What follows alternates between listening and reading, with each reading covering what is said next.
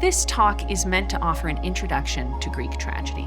I spent some time at first talking about why the performance context of these plays should matter to us, what it does for our readings of the plays. Then I described what the experience of watching such a play might be like for the Athenian viewer in the 5th century BC. We use this context then to explore one of the really strange things about ancient Greek tragedy, which is why we are so often asked to sympathize with people who the ancient Greeks might have thought of as other or as less valuable humans. What's at the heart of this apparent contradiction in Greek tragedy? The talk concludes by exploring the notion of suffering and its universality in human experience. In the Q&A that follows, I take questions from the students about Greek tragedy, about studying the ancient world, and a little bit more about what these works can mean for us.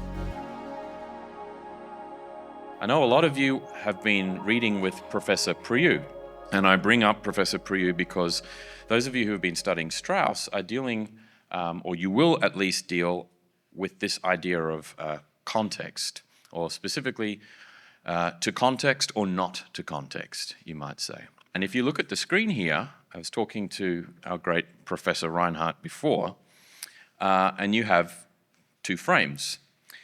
So Professor Reinhardt this evening is going to speak, maybe not only to context, but I think she's going to raise some questions about how we might frame the way we receive Greek drama. And this is going to be something that you have to grapple with a lot during your time here. There's lots of different schools of thought. How much does context matter? How much does what was happening at the time, what the purpose of a particular composition may or may not have been? Or on the other hand, are some things just universal and we don't need to worry so much about what the purpose may have been, what may have influenced, how something may or may not be framed? But to give I'm told, brief introduction on the professor's request tonight to Professor Reinhardt, would you welcome our provost, Jacob Howland?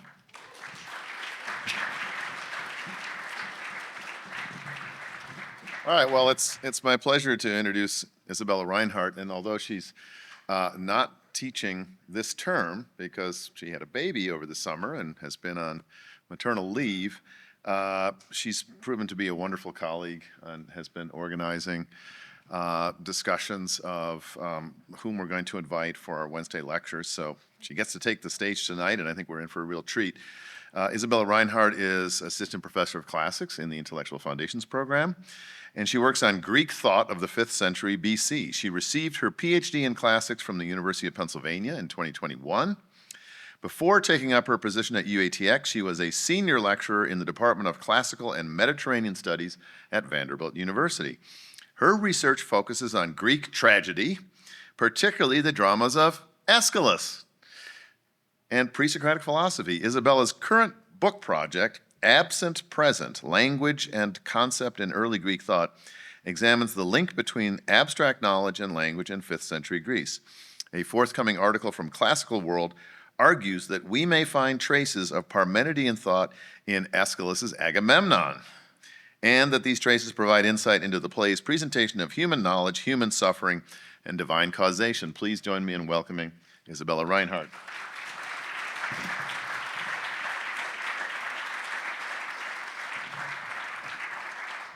Thank you for that introduction. I asked just to be introduced with my name, but I think that would be a little too abrupt. And thank you all for being here. There are a few things I like better than a captive audience, unless it's Greek tragedy. So this is a happy coincidence for me. So I read recently an article about when museums replace frames on paintings.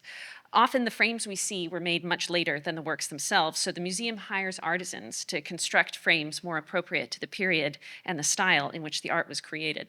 I loved reading about this because I think, as you can see, in each case, the different frames bring out different features of the painting.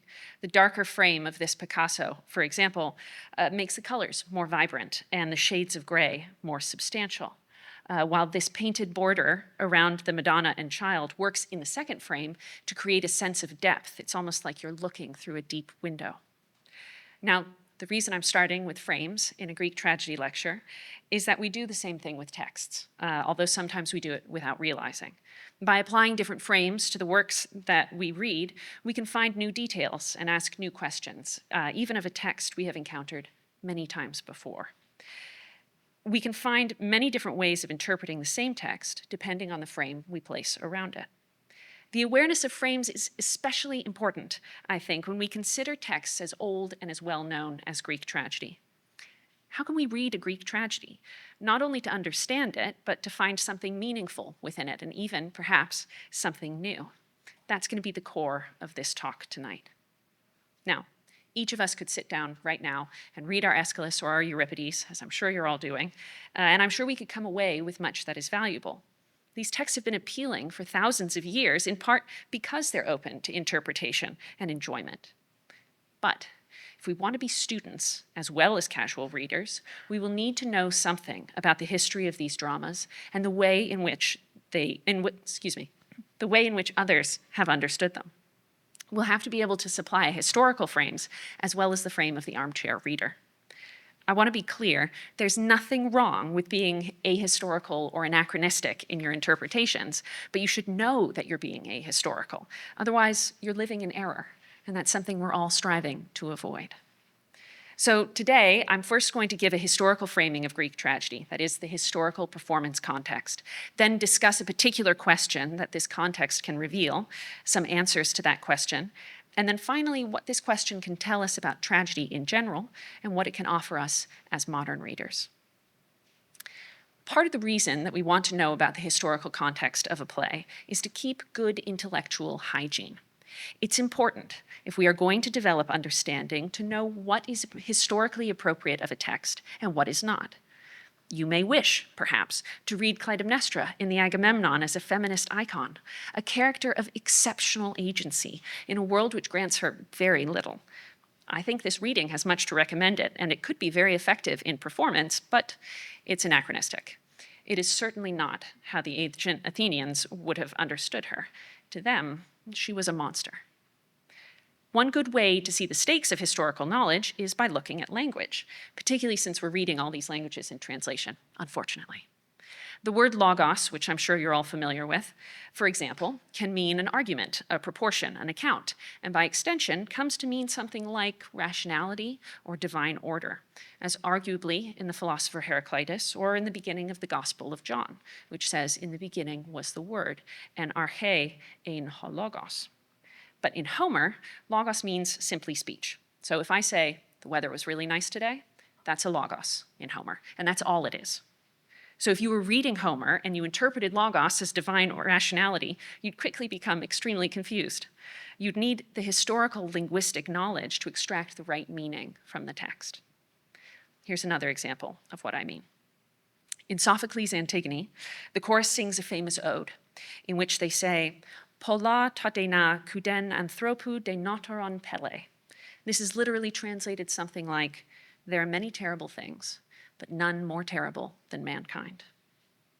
It's a great line, but there's a problem with this line that actually makes it almost impossible to translate fully. The word deinos, which is translated here as terrible, also means wonderful, marvelous, clever, strong. Terrible isn't quite sufficient in this case, but neither is something like clever.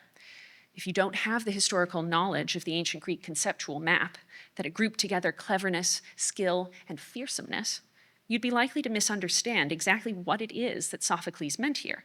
And more importantly, you wouldn't realize that you misunderstand it.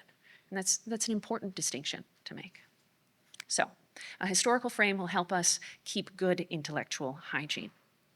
In addition, if we're interested in reading these plays as literature, a historical frame will, like those of the paintings, illuminate features of Greek tragedy that might otherwise be invisible to us. So remember that Greek tragedy was meant to be performed. This is our theater of Dionysus at Athens, where these plays were performed. It was not meant to be read silently. This means that the text we have that you're reading is only part of the complete work as it once existed. We're always just dealing with scraps of antiquity. In certain important ways, we can never watch or read the same tragedies the Athenians did.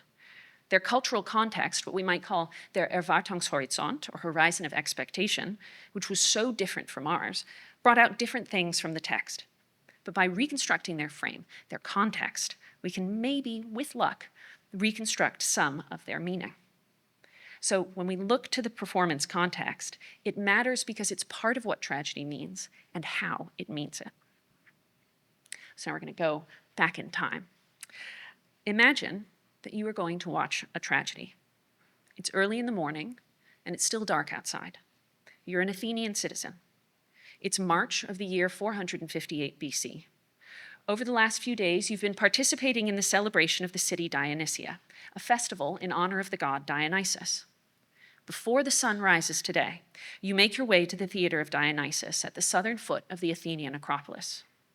You may pay the entrance fee of 2 obols with coins that you probably carried in your mouth, since despite their technical achievements, the ancient Greeks never invented pockets. Inside the theater, there's a low stage with an open circle in front of it for dancing. A wooden theater building serves as the backdrop. Everyone makes their way into the theater and sits in the section allotted to his deme, or village. The young men of the city sit in the middle. The 10 generals of the city pour libations to the gods. Judges are selected by lot. The contest starts. As the sun rises, on stage a man is lying on a roof, looking for a signal. Perhaps, just as the first real light breaks through the gray dawn, he sees a fire, which tells him that Troy has fallen. A group of aged men process in, leaning on sticks, but dancing and singing energetically and with great precision. They sing of the departure of the Greek fleet 10 years ago and the crime at the beginning of the expedition. Their dance may mimic, in turn, the fighting of the soldiers at Troy, the weeping of the bereft at home, or the pleas of Iphigenia as she's killed. Then on, through the murder of Agamemnon and Cassandra, to when their corpses would be revealed on a platform that rolled forward from inside the stage building. Clytemnestra is murdered next by her son Orestes, who is then pursued by his mother's Furies, characters so frightening and novel in Aeschylus's presentation that they were said, probably falsely, to make children faint and women miscarry. Generational conflict is finally tamed as Athena institutes the jury on the Areopagus, and the Furies become the Semnai Theai, divine guardians of Athens. These 3 tragedies are followed by a comic play, the Proteus, in which the chorus members, who have already been old men, slave women, and Furies today, become boisterous satyrs, creatures who were half goat, half man, and famous for their licentiousness. And all that has occurred is only the first entry in today's competition. Now, I've gotten ahead of myself a little by mentioning the selection of judges. One of the principal differences between Athenian tragedy and modern drama is that the tragedies were produced for competition. Ancient Greek culture was intensely competitive and performative, as you probably noticed in the Iliad and the Odyssey. And the sphere of artistic production was no exception to this. After the tragedies were performed, the judges would choose a first, second, and third place, but only the first received a prize. Each tragedian, in the months before, would apply to enter the competition by submitting a group of 3 tragedies and a satyr play for approval. Sometimes these tragedies told a single story, as Aeschylus preferred, but more often they were different stories with some kind of thematic link. A tragedian who was approved for the competition was given a choregos. This was a wealthy citizen who funded the costumes and production as an act of public philanthropy, and 2 actors, until Sophocles introduced a third. These actors were all men and often included the writer. And one of my favorite facts is that Aeschylus himself may have played Clytemnestra. We can't be sure, but it's actually quite likely. The actors both spoke and sang, much like modern opera singers do. In addition to the actors, the writers were granted a chorus, a group of 12 to 15 young men funded by the public who sang and danced in unison. Now, the chorus is the heart and distinctive feature of Greek tragedy. Not only were they the most spectacular part of performance, they're the first spectators of every tragedy. They comment on the action and speak to the actors. They ground the events in a community perspective and show how the deeds of the heroes affect those around them. Now, I'd like you all to humor me for a second and participate in a brief exercise. In a minute, I'm going to ask you to stand up. I'm going to clap and give you a tempo, and I'll call it out and tell you to first, and listen, this is difficult, step left, step right, back to center, and sit down. So I'm going to do something like this. Left, right, center, down. Got it? Okay, please stand up. Make sure you know which is which, right? All right, are you ready?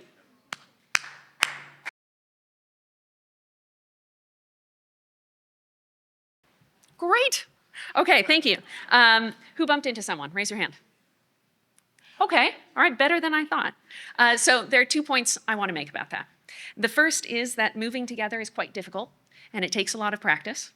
The second is that it creates community. You bumped into someone, maybe, you laughed, you were involved in a shared project of moving your bodies in unison. We can imagine that training to dance in the chorus contributed to a sense of community among the performers, just as the chorus themselves represented a community perspective on stage. And the tragedies were communal events for the spectators within the civic religious festival of Dionysus. So we can see already there's a strong collective element at several levels in the performance of a tragedy. And the collective performance of the chorus, the community at the heart of these tragedies, was made possible by the shared activity of training for war. The young men of the chorus were ephebes, the word is epheboi, youth just at the beginning of adulthood and military service. They had been engaged in practice as a group for a year or two, but the movements they drilled were not for dancing, but for battle. The expertise used to celebrate the city in the Dionysia was the same expertise developed to protect it from enemies. The ephebes who were best in the drill were chosen to perform in tragedies. In the audience, those ephebes who were not chosen to dance had the central seating section, a place of honor for those about to assume adulthood. Ephebes were thus both the target audience and the most important part of the performance. The presence of the ephebes at the heart of tragic performance reflects not just the communal, but the political nature of Athenian tragedy and the city Dionysia. I mentioned that the festival ran over multiple days. This period included a number of different rituals and ceremonies. Many of the rituals in the days before the plays were partly political, as well as religious. So I'll describe a few just to give you a sense of it. I mentioned before that the 10 generals of Athens poured libations at the opening of the dramatic contest. These were political and military leaders, and they were performing a civic religious sacrifice. In the previous days of the festival, tribute, which is to say taxes, had been brought by Athens' subject states and displayed at the theater of Dionysus. This tribute was the result of the political and military policy of Athens' control of the Delian League following the Persian Wars. In the same theater, the heroes of the city had been presented to the populace and honored with crowns. The orphans of men who had died defending the city, who had been raised to adulthood at public expense, were likewise brought onto stage, presented to the citizens, and publicly given their equipment to be hoplites, that is, the shield, armor, and weapons necessary for them to defend the city. So when the tragedies were performed in the Dionysia, we should think of them as the culmination of a celebration that combined elements of Memorial Day, the 4th of July, West Point graduation, and the Super Bowl. The festival of Dionysus was religious, communal, political, competitive, and entertainment. And that entertainment was meant, in some way, to glorify the city in which it was performed. So, what can we observe about Greek tragedy now that we have this brief overview of the performance context? I'll suggest to you that one thing the historical context does is it lets us see how strange Greek tragedy is. One of the wonderful things about these plays is that they have a kind of timeless appeal, but that very appeal can hide some of what is most intriguing. When we read a text, we tend to see ourselves and our own expectations reflected there. I think this tendency allows us to overlook a very mysterious part of tragedy, which is the choice of stories and characters. The stories of tragedy are almost all drawn from myth, with the exception of The Marvelous Persians by Aeschylus and 2 other historical plays by Phrynichus, which are unfortunately lost. Aeschylus himself is said to have described his plays as slices from the great banquet of Homer. Now, this in itself is not strange, using myth for tragedy, but consider who the tragedies present and how they depict them. Aeschylus's Persians tells the story of the Battle of Salamis, an Athenian victory over the Persians, from the perspective of the defeated Persians. and it was performed only 10 years after that battle, to an audience that surely included both veterans and the families of the fallen. Indeed, Aeschylus himself might have fought at Salamis and is thought to have lost a brother in that battle. The chorus of the Bacchae, which you're reading, I think, next week, are foreign women. In libation bearers, they're foreign slave women. Turning from the chorus to the main characters, we may encounter the magnificent, though definitely villainous Clytemnestra, the sympathetic Cassandra, who again is foreign and a woman and a slave, and even the king, Agamemnon. Do not overlook how surprising each of these choices is. Foreigners, slaves, women, and kings. Ancient Greeks were notoriously suspicious of non-Greeks. The word barbaros, from which we get barbarian, is a pejorative term for a non-Greek speaker whose language sounds like bar, bar, bar, bar. Slavery was a pervasive practice in Athens. Women had very limited rights, and were generally stereotyped as prone to laziness, alcoholism, and infidelity. Finally, Athens was fiercely proud of its democratic system and quite suspicious of kings and tyrants. So just looking at the Agamemnon alone, we may be puzzled about why the Athenian citizenry would enjoy a drama that presented a slave as the most sympathetic of characters, asked us to pity a sacrilegious king, and anticipated the intercession of another aristocratic character, Orestes. The contrast is still more stark in a play you are not reading, but you really should in your copious free time, Euripides' Trojan Women. That play depicts the day after the fall of Troy, from the perspective of the Trojan women who have lost their husbands, children, and homes, and are waiting to be distributed as slaves to the Greek victors. Again, historical context is illuminating. Trojan Women was performed during the Peloponnesian War in 415 BC, months after the siege of Melos. In that expedition, which is recounted in Thucydides, the Athenians had killed every single Melian man and enslaved the women and the children. So in 415, Athenian men, who just months before had done the work of Greek heroes at Melos, murdering children, enslaving women, sat in the theater of Dionysus and watched images of those women grieve and suffer. What could they have been thinking? So now that our historical context lets us see this strangeness, we must ask why. Why did the Athenians enjoy this?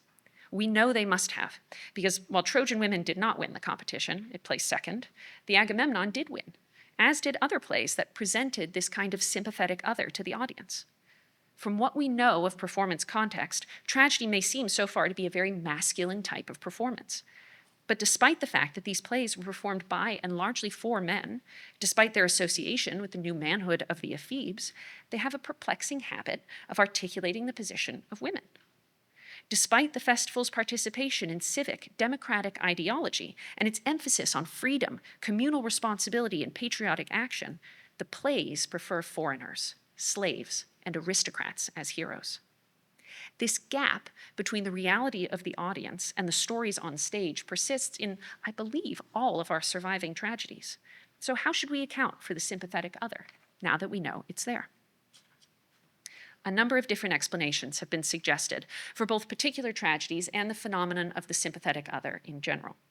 And as a preface, I don't think we should consider any of these explanations as absolutely right or wrong. It's possible, first of all, for a dramatic device to serve more than one purpose. Likewise, different members of the same audience may interpret the same play in different ways. So, our first answer. There are several cases in which one might argue that we are led astray by our modern sensibilities, and that we are not actually supposed to sympathize with barbarians. This is often argued about the Persians. In this case, scholars find signals in the text that would alienate a Greek audience and discourage sympathy. Descriptions of the Persians' luxurious wealth, or their habit of prostrating themselves before their king, which is a very un-Greek thing to do. In the most extreme version of this argument, scholars argue that we should read the Persians as a jingoistic victory poem, one which shows the suffering of the enemy only so that the audience may delight in it.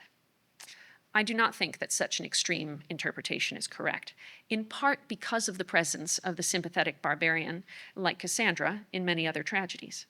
This explanation of the sympathetic other ultimately amounts to a denial of the phenomenon, so it won't take us very far in interpretation if we apply it generally. Nevertheless, It's certainly worth remembering that we find objects of sympathy where the ancients would not. So another suggestion, the presence of sympathetic aristocrats may be explained both as a cautionary tale and as a tool for maintaining social cohesion. First, it's generally the case in tragedy that people who are outstanding in some way come to harm.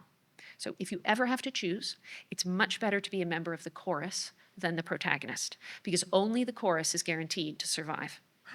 Aristocrats also tend to run amok to the detriment of their subjects. Not only the house of Atreus in the Oresteia, but also the Theban royal family, who in other tragedies repeatedly put the existence of their city at risk. So we can think of aristocratic characters as an admonition to the Athenians to avoid falling into such a rule, and as a celebration of their functioning democracy. But this model, like the jingoistic reading of the Persians, misses those moments when we're meant to admire the aristocrats. Orestes departs at the end of the Eumenides as an important ally to Athens. For such occasions, we can say that the productive aristocrats in tragedy work to incorporate aristocracy into the democratic polis, showing what aristocrats, who after all still existed in Athens, with their network of familial and inherited connections, could do for the family or for the city. So tragedy as a whole presents us with a picture of powerful people who can do good things for the city, but also have the capacity for disproportionate harm. In keeping with this use of aristocrats partly as cautionary figures, we might think of the sympathetic other in Greek tragedy as serving as a lesson to the ephebes, who, as I've said, danced in the chorus and sat in the center of the audience. The chorus, who are often either sympathetic others or in some way powerless, must watch and comment on the action of the outstanding characters. The chorus are often also the ones who must suffer as a consequence of these actions, as fellow citizens, slaves, or followers of the more powerful. In this light, we might imagine the sympathetic other, at least as it appears in the chorus, that it instructs the ephebes about the responsibility they'll have as men of the city toward the less powerful.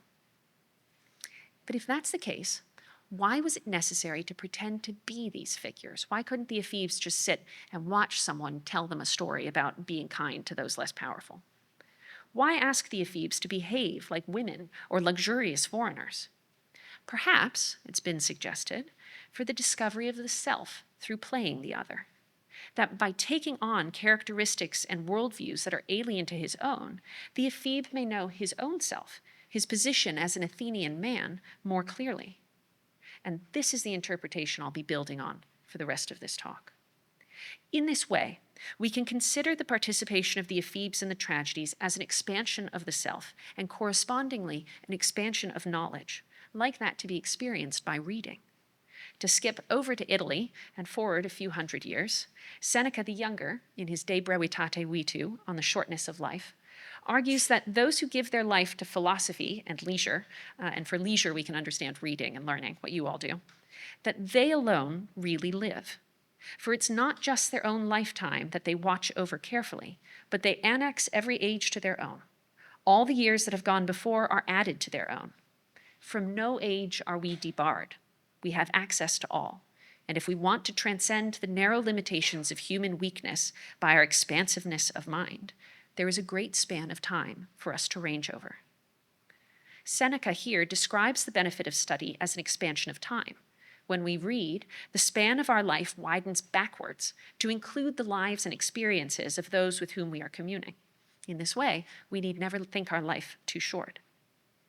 This is the sort of thing, I think, that we can say the tragic performance of the sympathetic other did, and still does. By taking on the lives of figures both alien and familiar, and by repeatedly dramatizing their movement from ignorance to knowledge, tragic performance expands the boundaries of the individual life and gives us a wider arena of experience in which to gain knowledge. But again, knowledge of what? The specific things that characters in tragedy discover are not particularly helpful. Not many of us will find Oedipus's realization applicable, I hope, or find Electra's method of recognizing her lost brother convincing. So if you haven't read the Libation Bearers yet, Electra sees Orestes' footprint and a bit of his cut hair, and she says, wow, that footprint is a lot like mine, and that piece of cut hair is a lot like mine. That's ridiculous, right? You cannot recognize somebody by their footprint. So this sort of knowledge is not useful to us. No. The knowledge that tragedy encouraged the Ephebes and encourages us to seek is the place of the human in the cosmos. Through the experiences of the characters, we recognize ourselves and the world in which we exist. We start to see a little more of what it means to be human. Tragedy, by asking us to live many different lives, seeks to map the relationship of the self to the cosmos at every level, of oikos to polis, that is household to city, individual to group, man to woman, and human to God.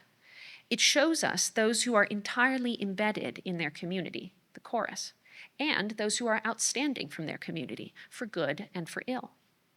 And again, many of these relationships are culturally conditioned, which is why it's helpful to maintain our historical frame so we don't misread. So, for example, from an ancient Greek perspective, when Agamemnon brings Cassandra home and introduces her to his wife, that's not technically wrong, it's just tasteless. On the other hand, it's entirely wrong for Clytemnestra to take Aegisthus as a lover. The two things are not symmetrical in their treatment. If drama is a way of triangulating the human position in the cosmos, this process of triangulation will necessarily lead us to big philosophical questions as we read tragedy. And here I'll just focus on the Agamemnon. Let's consider Agamemnon's decision at Aulis. Remember that the Greek fleet is waiting to depart for Troy so that they can win back Helen and punish the Trojans for violating the sacred laws of hospitality. Zeus Senios, the god of hospitality, demands this expedition and has sent Menelaus and Agamemnon as his avengers. As they prepare, the Greeks receive an omen. 2 eagles representing the commanders kill and eat a pregnant hare, representing Troy and its inhabitants. The omen promises success on the Greek side, but it angers the goddess Artemis, who demands a propitiating sacrifice, Iphigenia, Agamemnon's oldest daughter. It's not entirely clear why Artemis is angry, whether on behalf of the hare and its young, since Artemis is the protectress of the young and the pregnant, or on behalf of the Trojan young, who will be slaughtered in the future. Is she angry at Agamemnon for something she knows he will do, or merely for being the sort of person signified by the eagle, who did something she dislikes? We're told only that she hates the eagle's feast, and so she demands that Agamemnon, who will be willing to kill Trojan children, will kill his own child first. And he does. The chorus tell us that Agamemnon weeps over the necessity of killing his daughter, but that he finds it terrible to disappoint the soldiers waiting for war.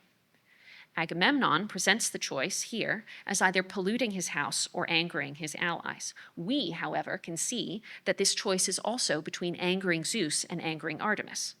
If he saves his daughters and disbands the Greeks, he dishonors Zeus, which is a crime. If he goes on to sack Troy, which is another crime, although one demanded by Zeus, he will anger Artemis, and so he kills his daughter, a third crime. There is no choice which will allow Agamemnon to avoid divine retribution.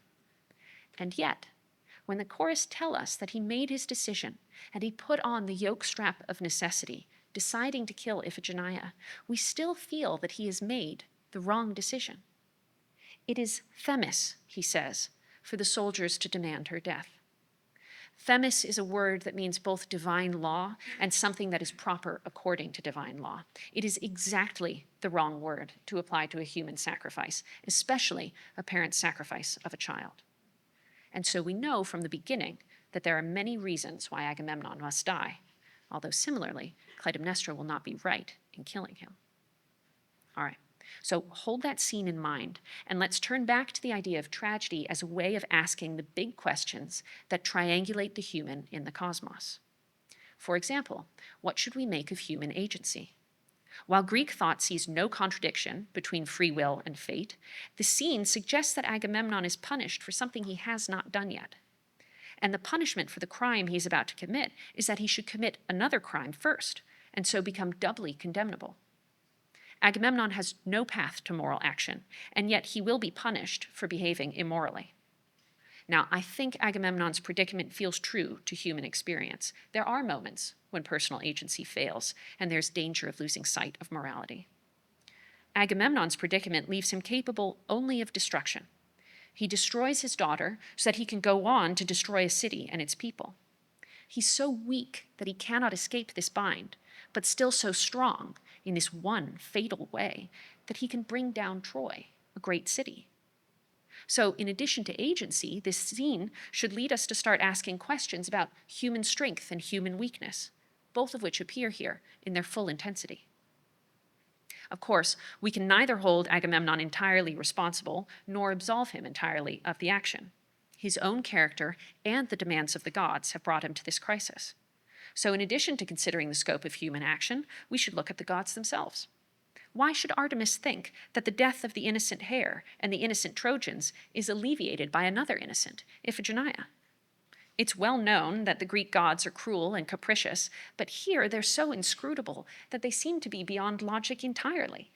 And yet the characters desperately need to understand the gods.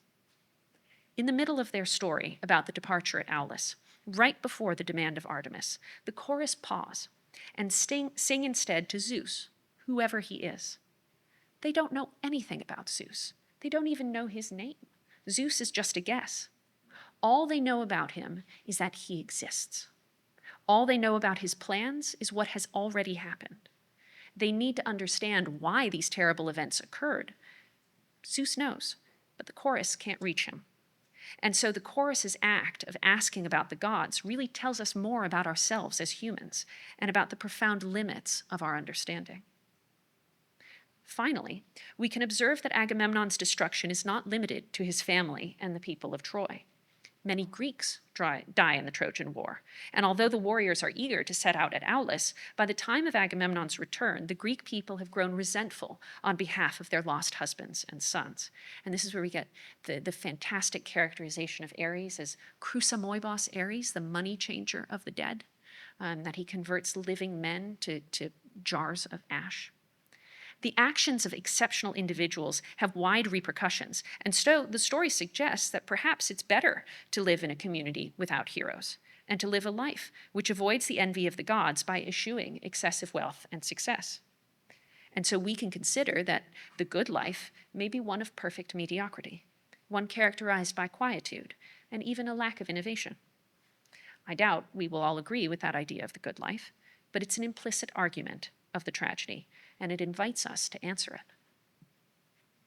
And all of these questions can be asked of just one perfectly compressed scene. But you can do this with all of tragedy. It's nearly inexhaustible material for interpretation and questioning.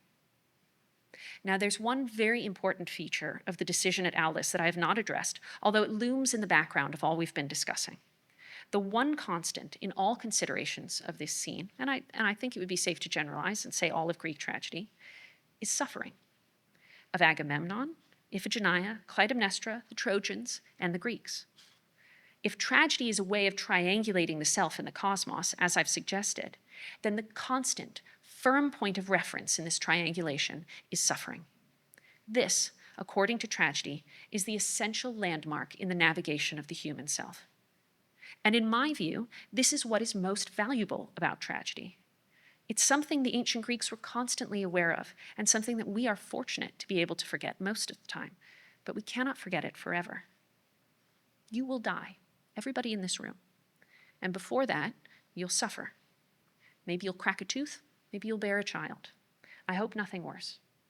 But you may wonder to yourself, during or after this suffering, why am I a thinking being, but mortal?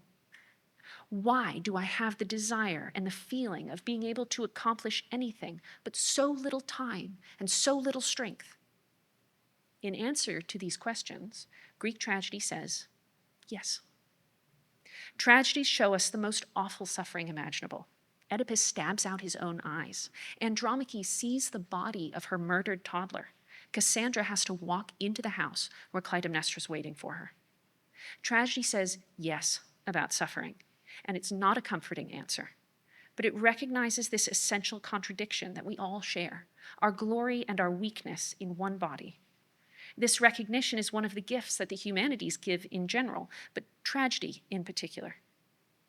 And it is, I think, part of why we like tragedy. It tells us something we already know, that suffering is ineluctable, but that it is not all. Our interpretation of tragedy does not have to end with suffering, though it cannot ignore it. Likewise, the reading of tragedy I'm giving tonight doesn't end in the historical context of the play, even though we started with it, but it'll end in our own lives. And yet, by beginning with that context, we're able to ask richer questions of the text. So I'd like to end this talk by considering another tragedy you're not reading in your courses, Sophocles' Oedipus Tyrannos. Oedipus is the king of Thebes when a terrible plague strikes his city. The oracle at Delphi tells the Thebans that they must find the murderer of the previous king, Laius, and cast him out of the land in order to lift the plague. Oedipus, as a conscientious ruler, sets out to do this. He finds, of course, that he himself was the murderer, that Laius was his father, and that his wife, Jocasta, is actually his mother. It's a famous story, and many of you have probably read it. But there's a moment when Oedipus is pursuing his investigation, when Jocasta realizes the truth just before he does, and she begs him to stop. She tells him that if he cares for his own life, he must let the matter rest, stop asking questions, stop seeking the truth about his birth. Oedipus does not stop, and in finding the truth, his life is destroyed. One of the most famous classicists of the 20th century, E.R. Dodds, had this to say about the end of Oedipus. To me, personally, Oedipus is a kind of symbol of the human intelligence, which cannot rest until it has solved all the riddles, even the last riddle, to which the answer is that human happiness is built on an illusion. Dodds has a very bleak reading of this play and the truth that lies behind it. But notice what else he says. I do not know how far Sophocles intended that. This is a beautiful and critical acknowledgement that the last frame of interpretation, which we can never change, is our own mind. You cannot escape the horizon of the self, and we must remember that caveat, that what we may read may not be what Sophocles or Aeschylus or anyone else intended. And so I disagree with Dodds. Yes, Oedipus is a kind of symbol of the human intelligence, which cannot rest until it has solved all riddles, but there's more to the riddle's solution. I do not think that either Oedipus or tragedy in general, with some exceptions, espouses nihilism. Oedipus shows us that despite all his suffering, in return for it, he attained something real, knowledge. His own happiness had indeed been built on an illusion, but in exchange for sacrificing that illusion, he received the truth. And this is often the pattern in suffering, or in tragedy. The suffering that we find at the center of human experience is the price for knowledge. Think back once more to the Agamemnon and the chorus's story of the departure at Aulis. Remember that at one point they stop telling the story and they start singing to Zeus.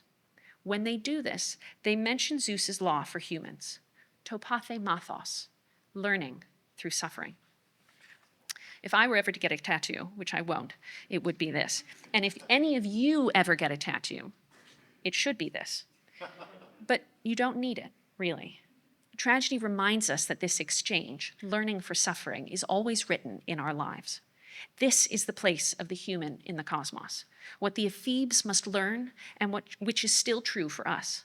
We all suffer, but sometimes, in exchange for that suffering, we learn something true.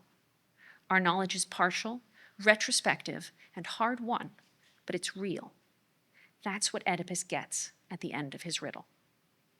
So my conclusion is somewhat more optimistic than Dodds and extends to my final observation about tragedy.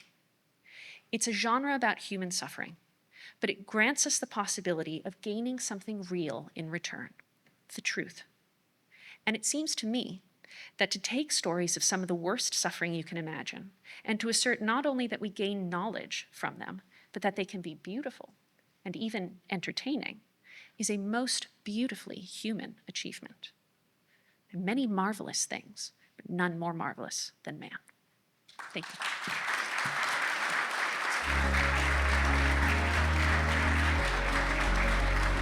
To ask if you had any recommendations for someone who wanted to get into philology but doesn't know what the standard resources are for translations.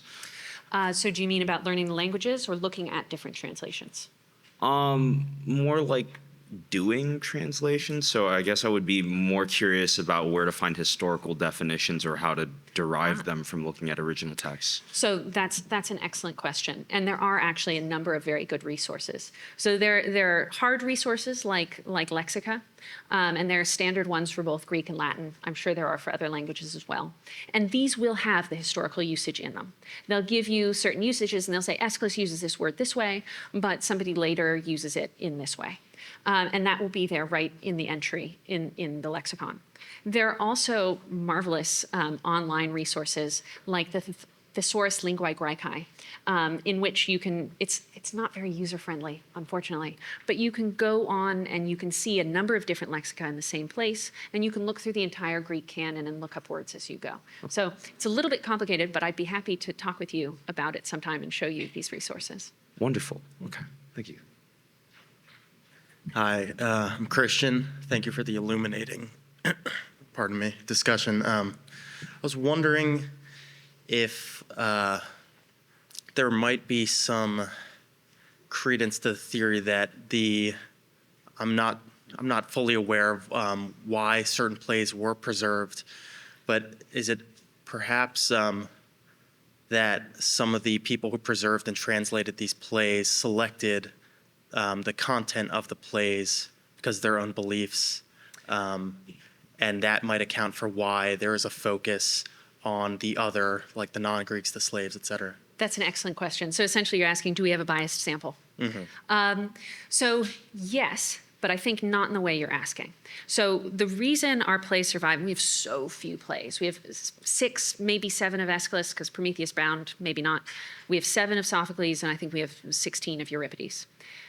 Only these 3. These are not the only tragedians in ancient Athens. And Athens was not the only place that had tragedy, that it was the main place. These 3 get saved because they very quickly become the canonical 3 authors. And so their plays get saved as being the ones that people acknowledge are the best.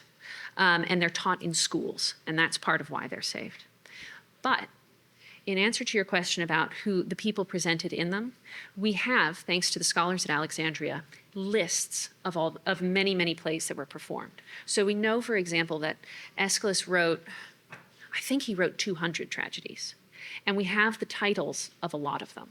And those titles let us know that the selection we have is actually not unusual in terms of who it presents and the kind of stories.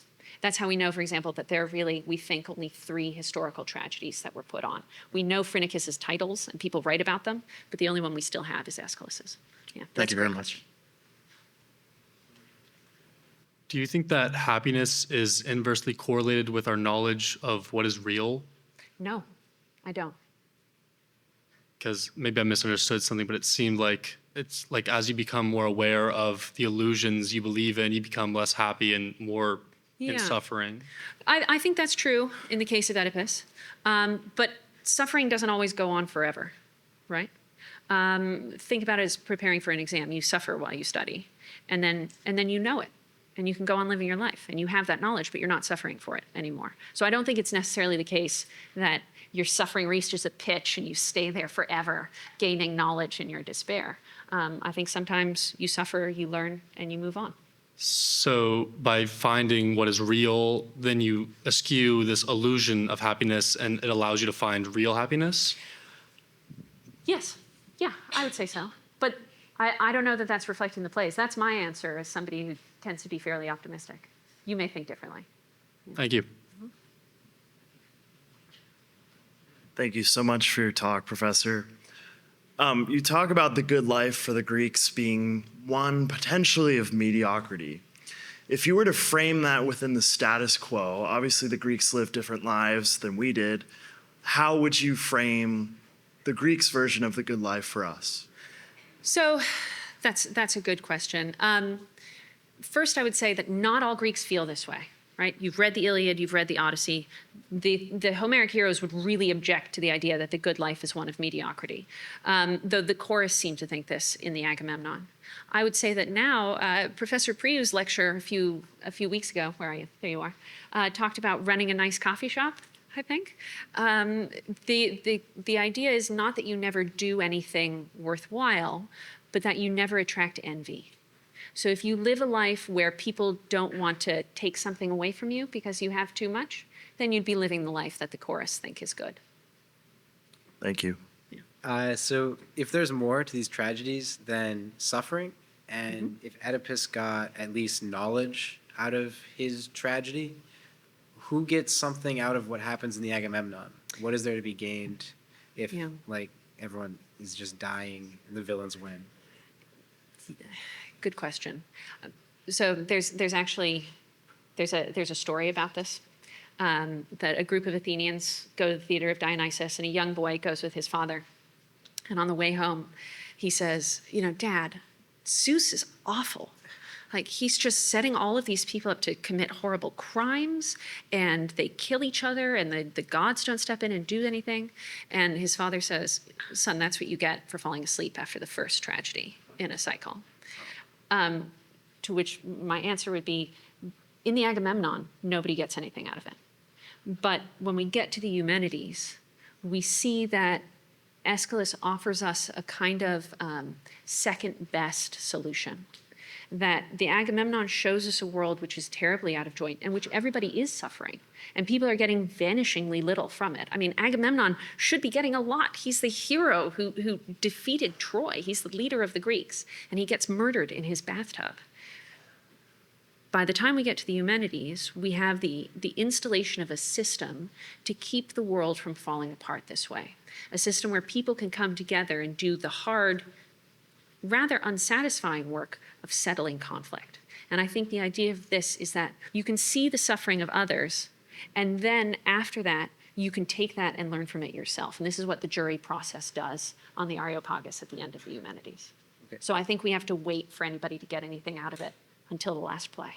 Can I ask a quick follow-up? Does that mean that sometimes the satisfaction or the benefit of the tragedy won't be something we find in our lifetimes? Oh, for yourself? I mean, in general, is that the message? If in the first play, if you fall asleep after the first play, you don't get the benefit? That sometimes it doesn't come in your lifetime? Yes. I don't think it's offering us a vision of the world where you always get something for suffering. I think it's a redemptive chance. Okay, thank you. Yeah. Thank you for a very lucid talk, and I'm supremely jealous of your ability to speak clearly without staring at verbatim what you've written on the page. It's very good. I want to return to something, the line of questioning Jake brought up, and specifically your interpretation of pathemathos. Because as the course goes on to explain it,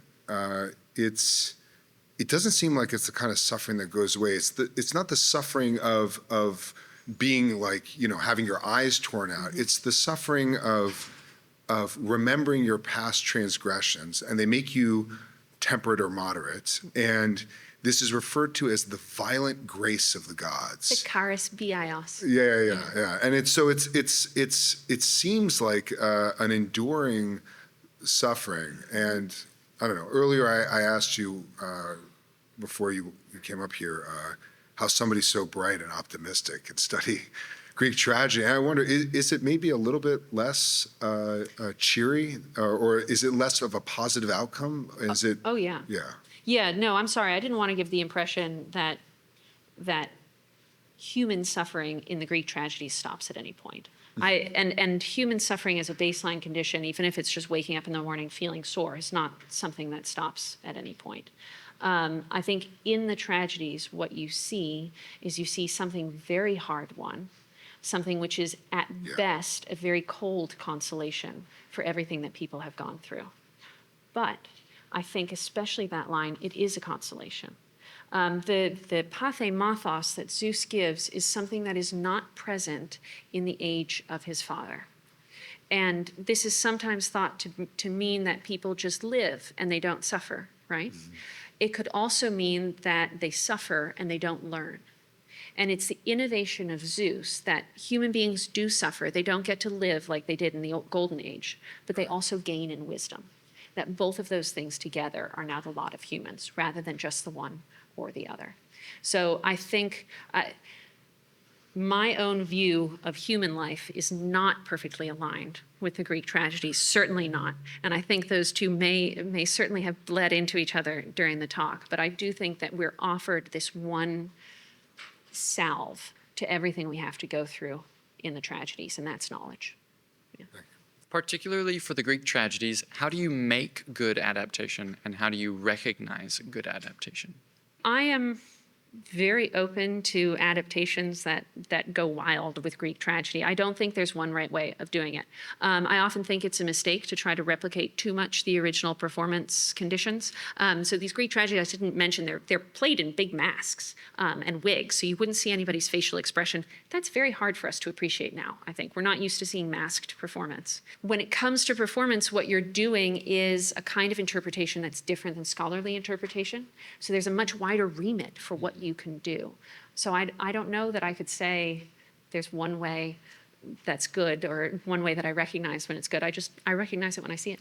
Did the masks, did that come from a distrust of the actor to be able to interpret that for the audience? I don't think we know. Okay. The masks are a very early part of tragedy, and even Aristotle says, the origins of tragedy are unclear. It comes from the dithyramb, which is a single singer singing to a chorus. And the masks change over time. They become expressive in different ways, but I don't think, at least I don't know where the mask comes from. Yeah. Hi. You mentioned in your contextualization of Athenian writers that they had this very political and very competitive idea surrounding, or culture surrounding the arts. Do you think we as modern people are missing that civic competitiveness in our artistic culture? I think we have a different mode of competition. Our mode of competition now is generally incentivized by financial success. And I think in that respect, we have some really excellent entertainment. I mean, at least in terms of technical quality, there are wonderful things being produced now.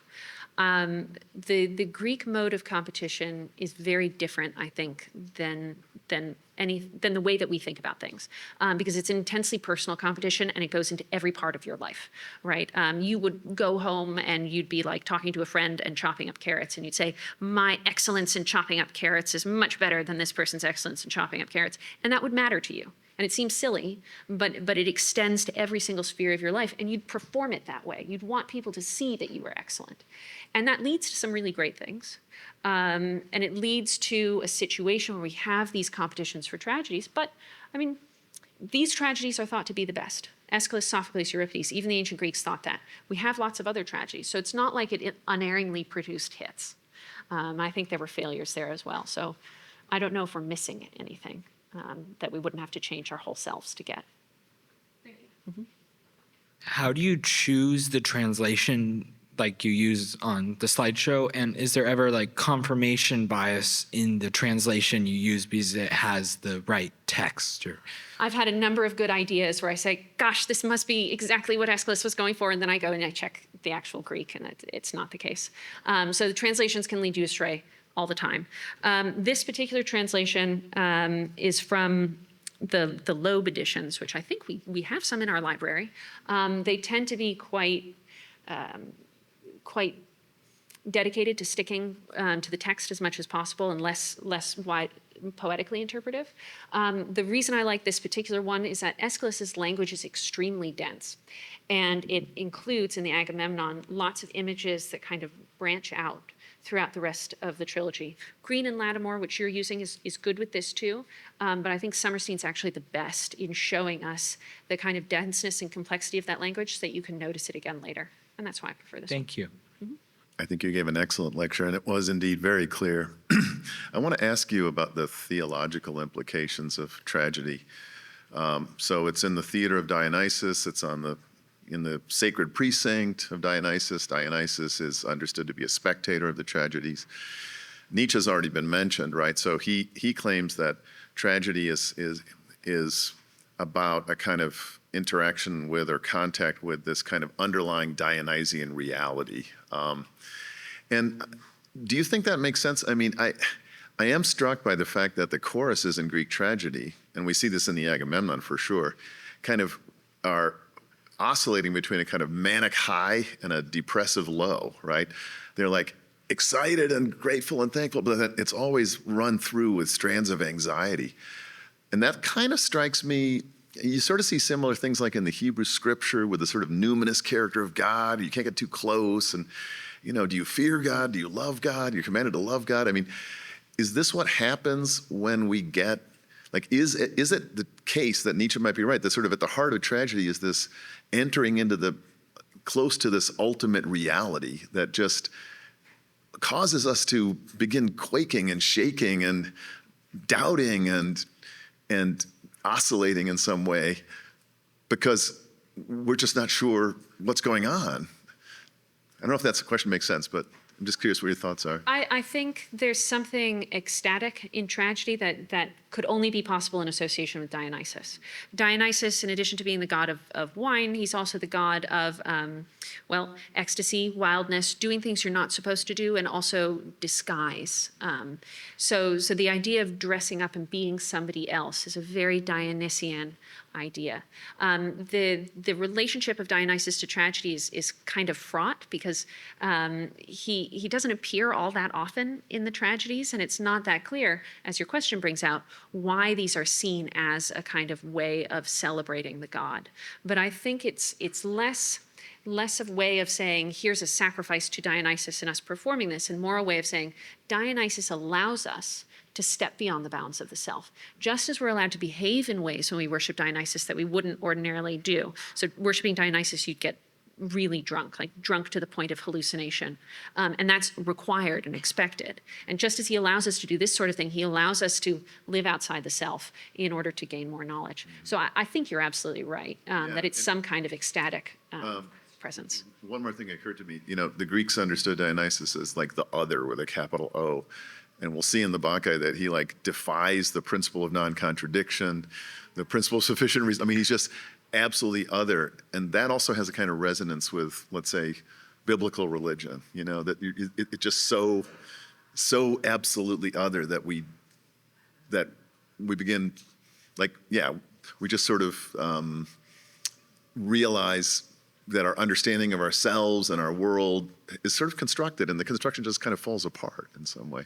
Yeah, it's a little bit like descriptions of the numinous. Yes. Right, that you encounter the numinous and you realize that you're impossibly small in relation to Right. something impossibly Right. great. Yeah. And I think that that's part of what you're supposed to experience in the theater, certainly part of what is experienced in the Bacchae Yeah. when Dionysus is actually present on stage. Yeah. Thank you.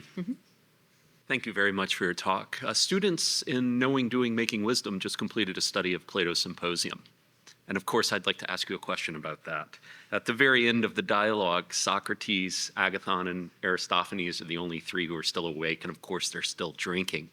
Socrates compels the two poets to agree that the same man should know how to make comedy and tragedy, and that he who is by art a tragic poet is also a comic poet. I'm wondering if you wouldn't mind offering any reflections on this you might have, and in particular, comedy. Yes. Not just tragedy. Yeah. So three different categories, really. There's tragedy, there's satyr play, and then there's comedy. And satyr plays, we would think of that as being a comedy, but it wasn't technically called that. They were funny, and the chorus were satyrs. And you had to do both. You had to write both tragedies and a satyr play. And apparently, Aeschylus's satyr plays were really funny. Apparently, he was really good at writing funny ones, which is surprising when you read the Agamemnon. So I think some of what Plato says there is a kind of proof is in the pudding kind of statement that you say, yes, of course, because these are the ones that win. I also think at a deeper level, and this is something that my talk didn't go into, but you could certainly do if you say, look, in the cultural context, these plays are glorifying the city. They're doing something for the city. This is also what comic poets like Aristophanes say. Aristophanes in his comedies over and over again, he says, I'm here to make you better by making fun of you. I'm here to teach you that you're being unacceptable and you're all just too stupid to understand, and that's why you didn't like my last tragedy or my last comedy. So I think there's a basic task of elevating the city in some way that is shared by both tragedy and comedy, and maybe that's the sort of thing that the symposium is offering us to. Thank you. Great talk. I had the same question as Professor Hoffpower, but it's okay. It was a good question. But I will ask, like, what are the similarities that you see between tragedy telling us more about how we are in the cosmos and our knowledge of ourselves, and comedy? And do you think there are any examples of comedy in Greek society that allowed people to understand themselves more? Oh, yes, certainly. So I don't work on Aristophanes because I don't really like him that much. But I think there are plenty of moments where the kind of not necessarily the personal experience of being other people, but the kind of education about the city as a whole can be seen. So there's an Aristophanes play called the Ecclesiazusai, in which women take over the assembly, and they institute a kind of communist state in Athens. And they say, all belongings are held in common, men are held in common, we're all gonna share our husbands. You have to work, but you can come and get free meals whenever you want, and we're just gonna run things this way. And it's ridiculous and it doesn't work. But it's actually similar to the kind of thing you see being suggested in the Republic. There are shared elements. And it's not unlike the idea that in a tragedy, you would look at another city and say, this is how this city's being run.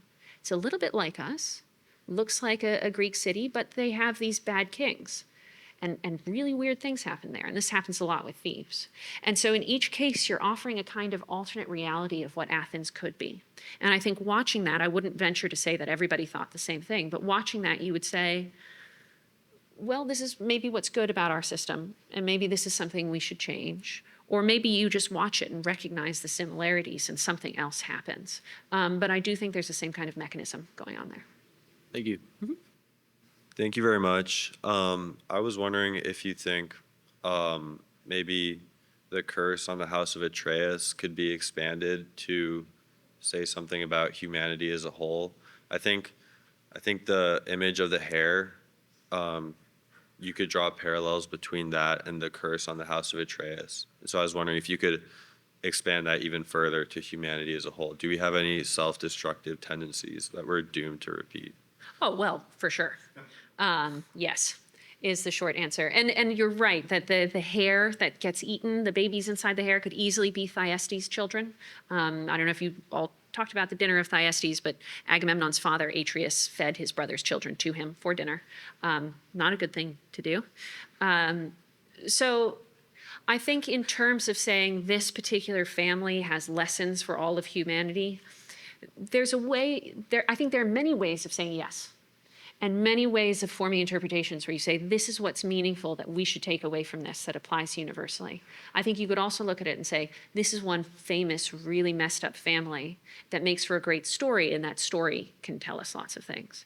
But certainly that self-destructiveness and the penchant for retributive violence is something that the Oresteia is extremely focused on and wants to stamp out in people. I think it's certainly not a coincidence that the jury trial is in Athens, even though these crimes take place in Argos. You still need it in Athens. You still need to get away from this cycle of vengeance. And so this problem that's dogging the house of Atreus is also going to be a problem in Athens, except now they can fix it. Now they can end it. So you talk about a lot of suffering in the Aeschylus plays. And so how would you contrast that with the Passion? Because you say that Aeschylus isn't nihilist, but it's not exactly the resurrection and the kind of happiness of the Passion afterwards. So what would the difference you'd see there? When you say the Passion, do you mean biblical Passion? Yes. Okay. Very different.